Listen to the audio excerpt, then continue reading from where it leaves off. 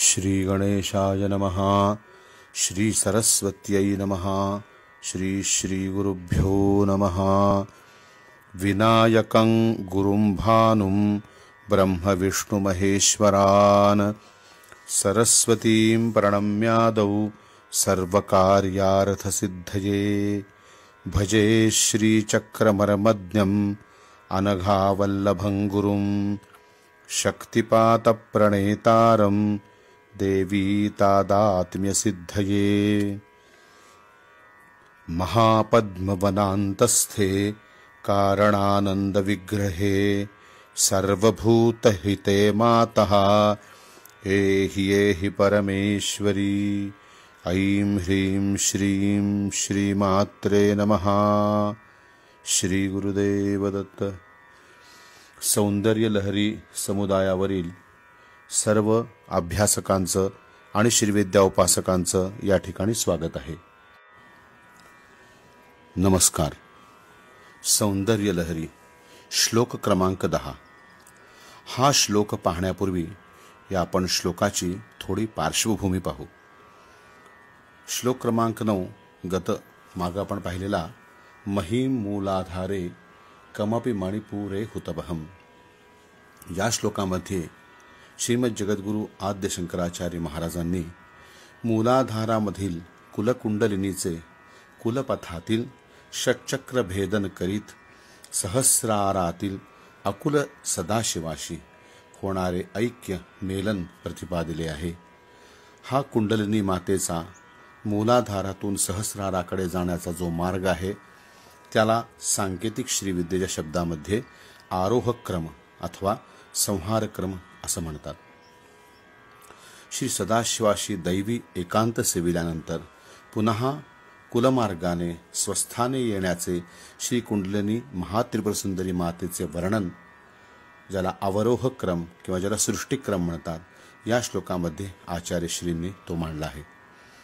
एक अर्थ आपण आता पाहिला, पण या व्यतिरिक्त अधिक विशेष अर्थ पाहत असताना एक गोष्ट कटाक्षाने लक्षात घ्यायला हवी आहे की 9वा श्लोक जो आहे समयाचार, कौलाचार, मिश्राचार हे ज्या उपासना पद्धती आहेत, यामध्ये आचार्य महाराजांनी जो 9वा श्लोक वर्णन केला होता हा कौल मार्गानुसार कुंडलिनीचा ध्यान पद्धती जी आहे तिचं वर्णन केले। तर आत्ता आपण जो पाहत आहोत श्लोक क्रमांक 10 हा आचार्य महाराजांनी समयाचार परंपरेनुसार या श्लोकाची रचना, म्हणजे ते प्रक्रिया, साधना, सूक्ष्म ध्यान पद्धती, कामकला ध्यान पद्धती जी श्रीविद्येची आहे त्यानुसार कुंडलिनीचा जो योग आहे तो समयाचार पद्धतीने कसा असतो हे आचार्य महाराजांनी 10व्या श्लोकामध्ये मांडलेलं आहे।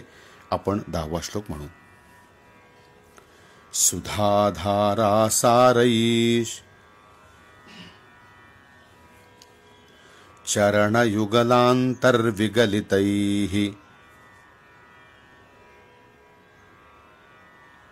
प्रपञ्चं सिञ्चन्ति पुनरपिरसाम्नायमहसः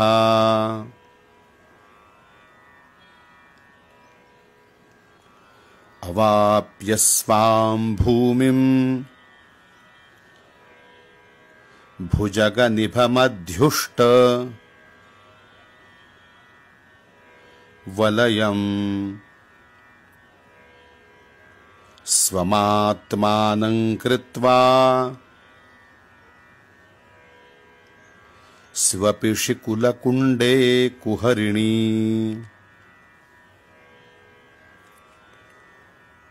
पुनः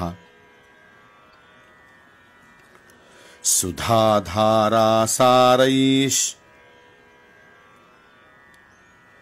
चरणयुगलान्तर्विगलितैः प्रपञ्चं सिञ्चन्ति पुनरपिरसाम्नायमहसः अवाप्य स्वां भूमिं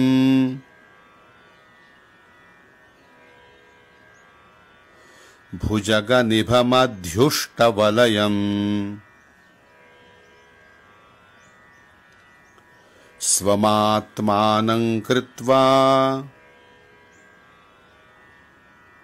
स्वपिषि कुलकुंडे कुहरिणी।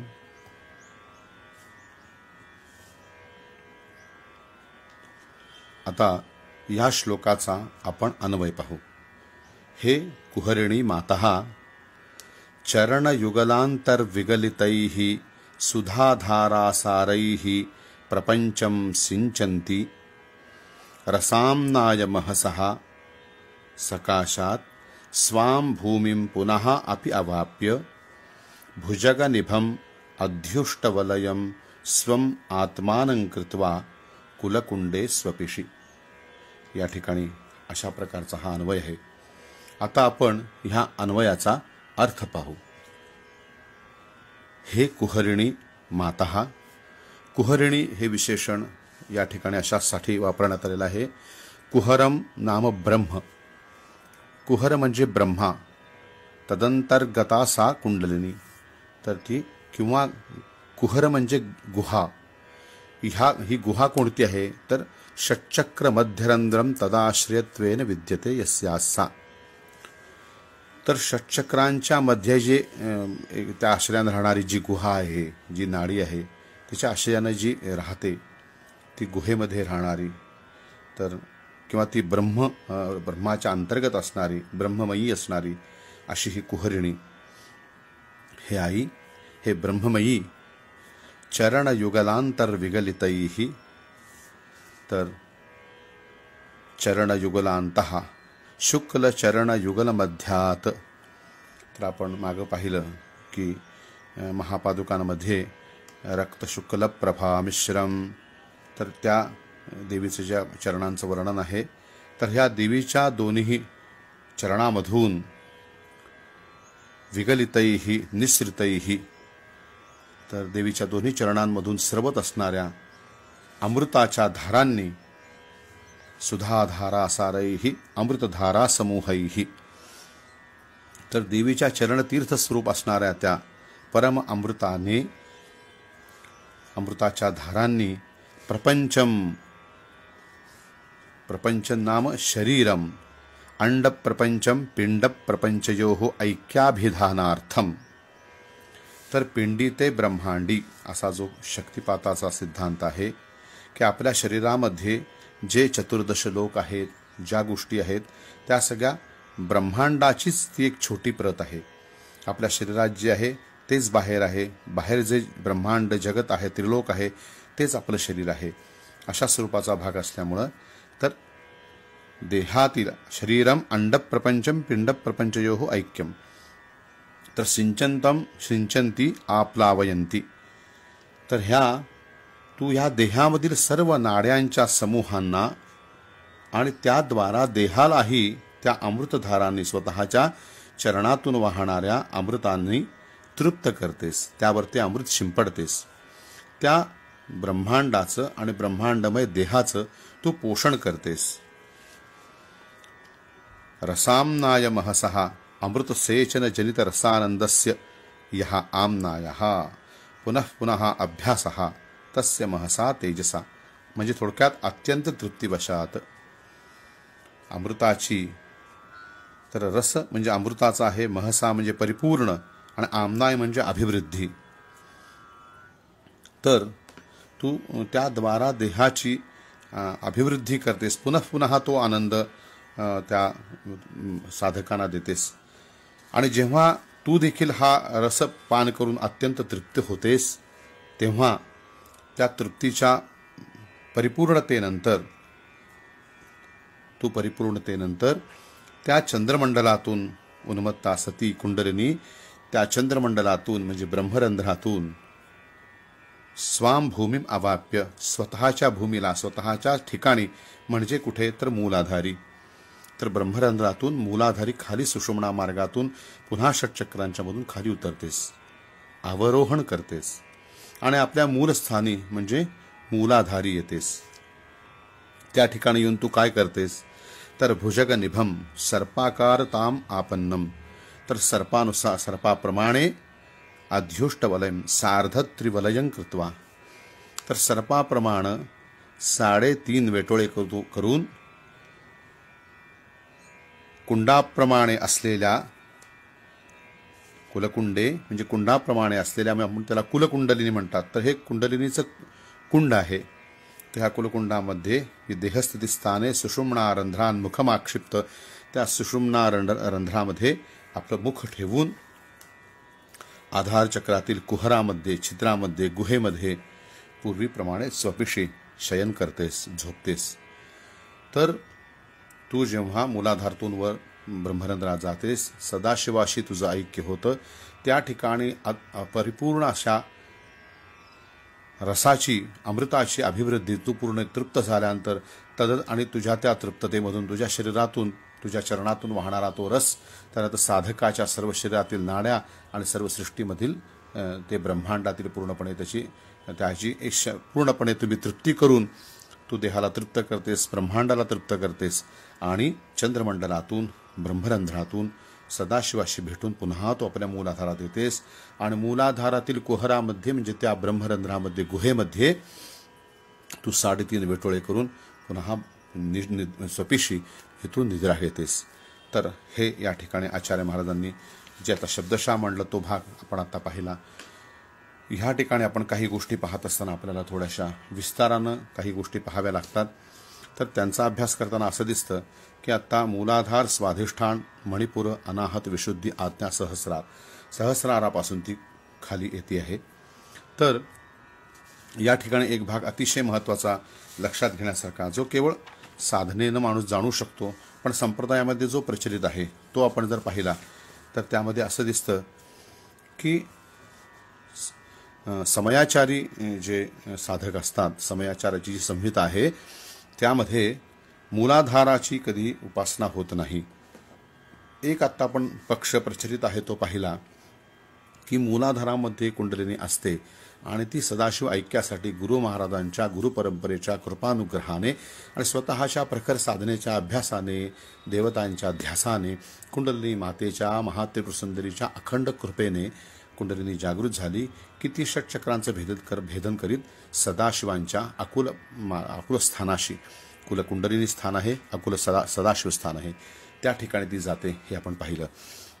विषय असा आहे की हा जो अवरोहण क्रम आपण पाहिला, एक गोष्ट आपण लक्षात घेतली पाहिजे की मूलाधारापासून सहस्रारापर्यंत जो चढतीचा मार्ग आहे, सहस्रारामध्ये सहस्रदल पद्मावरती आरोहण करणे, आरूढ होणे, हे आरोहण करण्याच्या गोष्टीला आरोह क्रम म्हणतात. जो मूलाधारातून सुरू होतो आणि ब्रह्मरंध्रापर्यंत, ब्रह्मकमलापर्यंत असतो, त्याला आरोह क्रम म्हणतात, जो कौलाचारी साधनेमध्ये मांडला जातो. तर सहस्रारातून, ब्रह्मकमलातून पृथ्वीकडं म्हणजे कुलकुंडलिनीपर्यंत खाली उतरण्याच्या मार्गाला अवरोहण क्रम, आरोहण करणे, अवरोहण करणे, उतरणे, हा जो क्रम आहे, जो स्वपिशी कुलकुंडे कुहरिणी, हा त्याचा जो ध्येय मार्ग आहे. किंवा सहस्रारे पद्मे सह रहस्य पत्या विहरसे, हा आरोह क्रम झाला, हा कौल मार्ग झाला. तर ह्याला संहार क्रम म्हणतात. जो संहार क्रम त्याला अशासाठी म्हणलेला आहे, एक गोष्ट अतिशय विचारपूर्वक लक्षात घ्या आपण की आपण आपल्या देहामध्ये, आपण मागच्या सुधा सिंधूरमध्ये सृष्टीचक्रम सुधा सिंधू आपण जे म्हटलं, तर तो भाग पाहत असताना एक गोष्ट लक्षात घ्यायची आहे की अष्टदलादि भूपुरांतम चक्रत्रयम सृष्ट्यात्मकम. तर भूपुरापासून अष्टदलापासून हे 3 चक्र त्यांनी सांगितलेले आहेत. तर ही 3 चक्र ह्याला सृष्टी चक्र म्हणलेलं आहे. तिथून दशारद्वयम चतुर्दशारम, 2 दशार आणि 1 चतुर्दशार अशी 3 चक्र ही स्थितीचक्र म्हणले आहेत. सामान्यतः मूलाधारापासून तर हृदयाच्या अनाहत चक्रापर्यंतचा जो शरीराचा प्रदेश आहे त्याला सृष्टीचक्र म्हणतात. तर हृदयापासून भ्रूमध्याच्या खाली जो भाग असतो त्याला स्थितीचक्र म्हणतात आणि भ्रूमध्यापासून सहस्रार बिंदूपर्यंत जो प्रांत आहे त्याला संहार चक्र म्हटलेलं आहे. तर शरीरामध्ये मूलाधारापासून हृदयापर्यंत सृष्टीचक्र, हृदयापासून भ्रूमध्यापर्यंत स्थितीचक्र आणि भ्रूमध्यापासून बिंदूपर्यंत म्हणजे सहस्रारापर्यंतचा संहार चक्र आहे. तर एक गोष्ट लक्षात घ्यायची आहे की आता खालून वर जाण्याचा जो मार्ग आहे, म्हणजे जो सृष्टिक्रमाकडून संहार क्रमाकडे जातो, जो सृष्टी चक्राकडून संहार चक्राकडे जातो त्याला संहार क्रम म्हणलं आहे. आणि जो संहार चक्राकडून सृष्टीचक्राकडे येतो त्याला सृष्टिक्रम म्हणलं आहे. इतकी एक सोपी गोष्ट आपण लक्षात ठेवू नेहमी. तर ज्या दिशेने कुंडलिनीचा गती आहे जाण्याची, तो क्रम त्या पद्धतीने असतो. एवढी एक गोष्ट आपण जर लक्षात ठेवली, तो विषय विशेष योग्य पद्धतीनं आणि सुगम पद्धतीनं व्यक्त होण्यासाठी आपण एक चित्र या ठिकाणी आता पाठवलेलं आहे, ते आपल्यासमोर आहे. तर अशा पद्धतीनं हे दोन्ही क्रम असतात, संहार क्रम कौल पद्धतीनं आणि सृष्टिक्रम समयाचार पद्धतीनं. तर आचार्य महाराजांनी या 10व्या श्लोकामध्ये आत्ता अवरोह क्रम, ज्याला समयाचार पद्धतीनं सृष्टिक्रम म्हणतात, तो मांडला आहे. तर ह्यामध्ये एक गोष्ट अशी आहे की मूलाधारामध्ये कुंडली असते, ती जागृत झाल्यानंतर ती मार्गक्रमण करताना वर चढते. हा एक जसा भाग आहे, असा संपूर्ण देहामध्ये जसा वायू असतो, ऑक्सिजन असतो, संपूर्ण देहामध्ये जसं रक्त असतं, तसं संपूर्ण देहामध्ये कुंडलिनी, चराचरामध्ये कुंडलिनी व्याप्त आहे. चतुर्दश भुवनामध्ये ती व्याप्त आहे कुंडलिनी.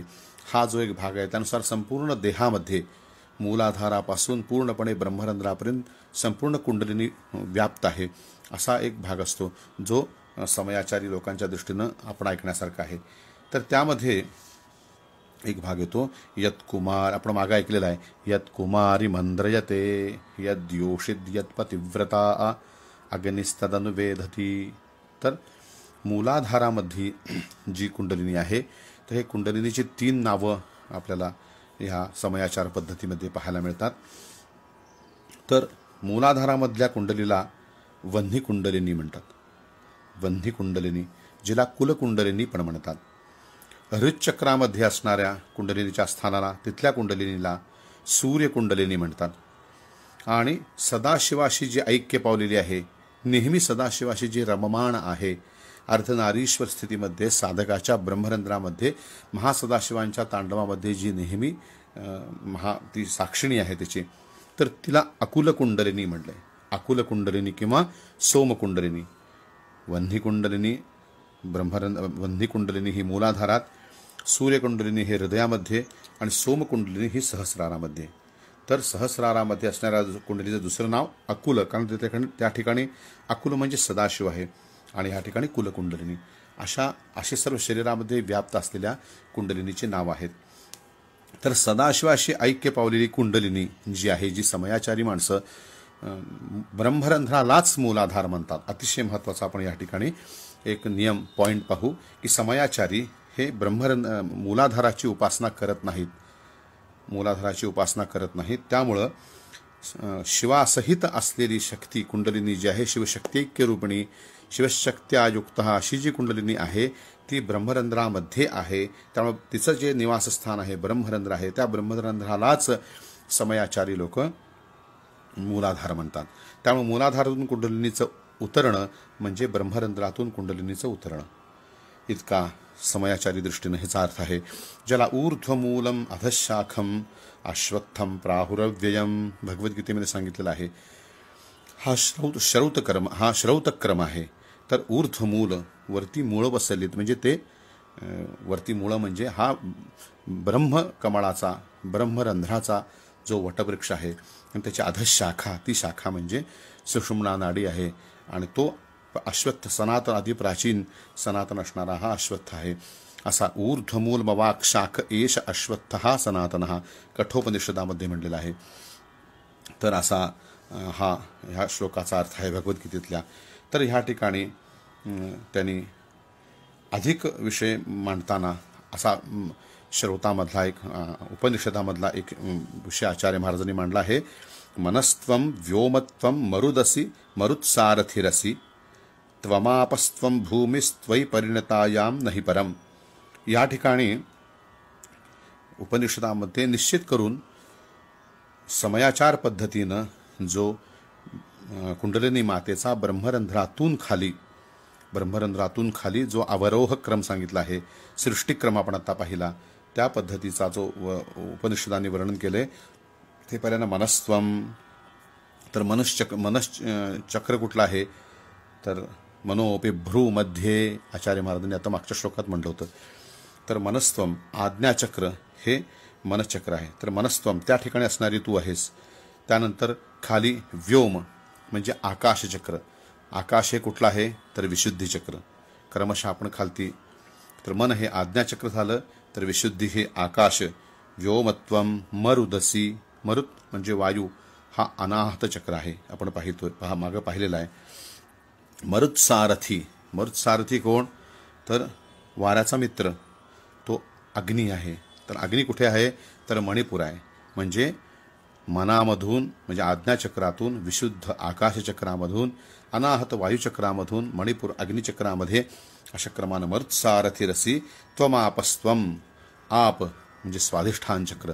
मणिपुरातून, अग्निचक्रातून स्वाधिष्ठानामध्ये जलचक्रामध्ये ती आलेली आहे. आणि त्यानंतर भूमिस्त्वम. तर भूमी म्हणजे पृथ्वी म्हणजे मूलाधार. तर अशा क्रमानं ती आज्ञाचक्रातून, मनतत्वातून मूलाधारापर्यंत, भूमितत्वापर्यंत ती येते. हा क्रम जो उपनिषदांनी सांगितलेला आहे हा ह्याचीच साधारण मांडणी आहे. तर अशा प्रकारे आपण पाहत आहोत की आचार्य महाराजांनी समयाचार पद्धतीचा ह्या ठिकाणी हा श्लोक आरोह अवरोह क्रम कशा पद्धतीने मांडलेला आहे हे आपण आता पाहिलं.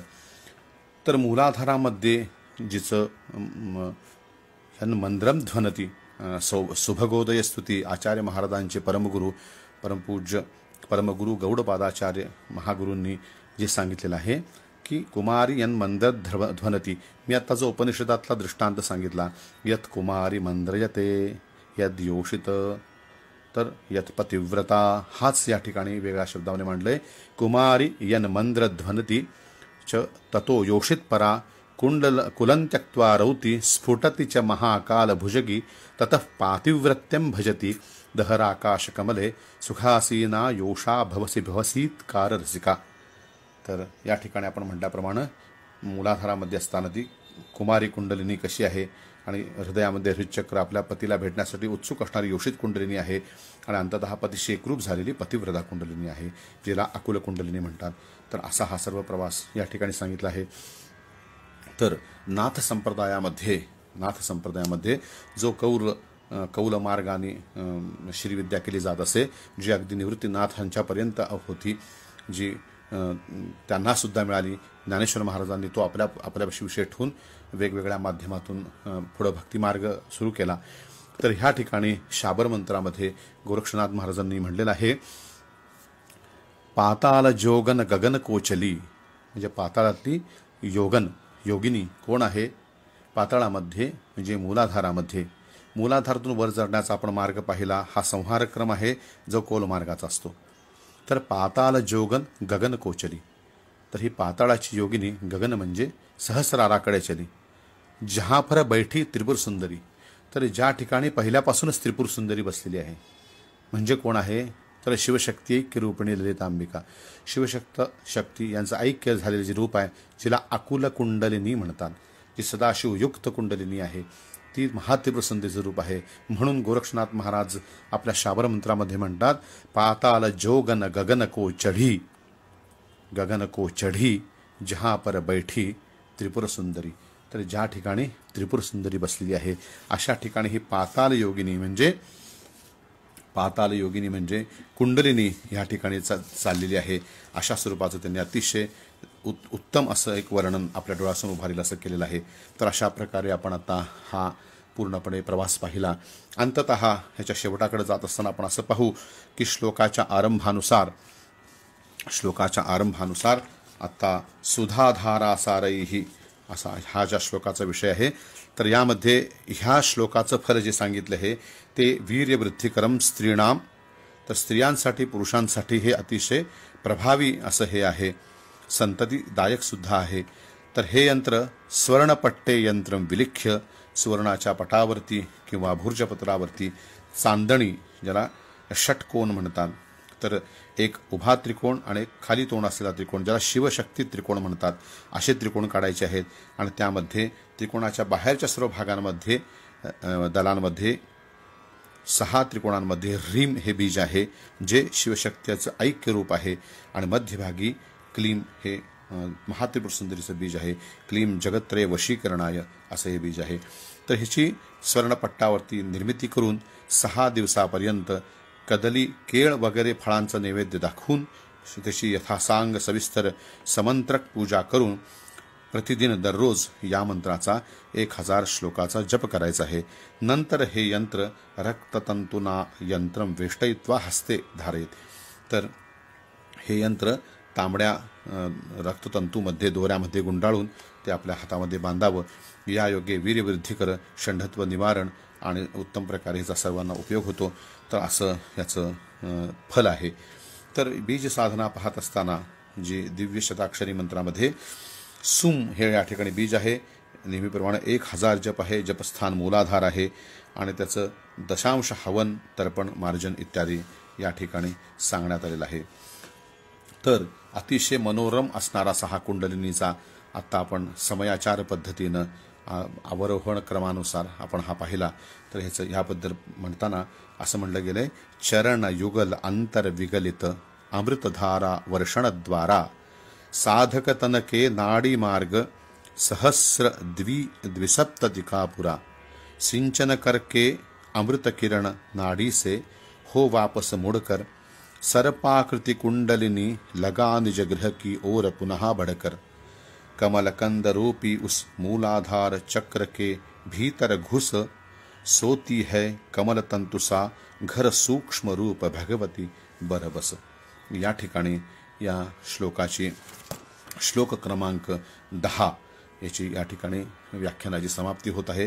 तर अतिशय सुंदर साधनेचा अनुभव हा जो आहे हा या ठिकाणी मांडलेला आहे. तर महाराजांनी मांडलेल्या या साधनांचा आपल्याला अनुभव यावा असं असेल तर महाराजांनी सांगितलेल्या ह्या श्रीविद्या असेल, शक्तिपाठ असेल, या संप्रदायाच्या माध्यमातून याचा अभ्यास करणे हा अतिशयचा उत्तम राजमार्ग आहे. शक्तिपाठामध्ये साधनेच्या माध्यमातून, श्रीविद्येमध्ये मंत्रयुक्त साधनेच्या माध्यमातून ह्याचा अभ्यास आपल्याला करता येतो. ह्या व्यतिरिक्त स्वामी महाराजांनी किंवा त्यांच्या मूल रूप असणाऱ्या सदाशिवांनी महाराजांना दिलेल्या या सौंदर्य लहरीमधल्या या श्लोकाच्या अक्षरांच्या भक्तीने पठण केले असता, अक्षराचंही या श्लोकाचंही पठण केलं असता आपल्याला निश्चित ती अवस्था प्राप्त होण्याचं सामर्थ्य हे आचार्य महाराजांच्या शब्दामध्ये आणि सदाशिवांच्या संकल्पामध्ये आहे. तर निश्चित ह्या आरोह अवरोह क्रम असणाऱ्या ह्या 9 आणि 10 दोन्ही श्लोकांनी आपल्या साधनेला, बैठकीला किंवा आपल्या ध्यानाला जरूर सुरुवात करावी असं सर्वांना, सदाशिवांना आणि श्री सद्गुरू मदाद्य शंकराचार्य महाराजांना स्मरून आपणा सर्वांना सांगत आहे. या ठिकाणी या श्लोकाची समाप्ती होते. नमस्कार. गुरुदेव दत्त.